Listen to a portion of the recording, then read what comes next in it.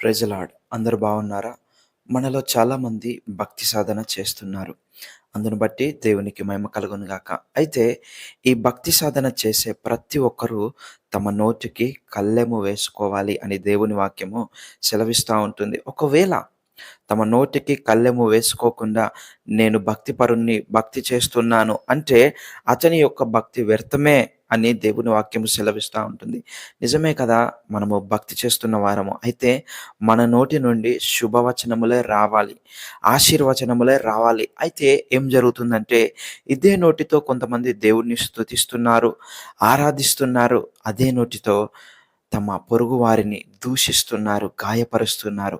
అలాగు జరగకూడదు అని దేవుని వాక్యము భక్తి చేసే ప్రతి ఒక్కరూ తమ నోటికి కళ్ళెము వేసుకోవాలి. లేని ఎడల వాని భక్తి వ్యర్థమే అని దేవుని వాక్యము సెలవిస్తా ఉంటుంది.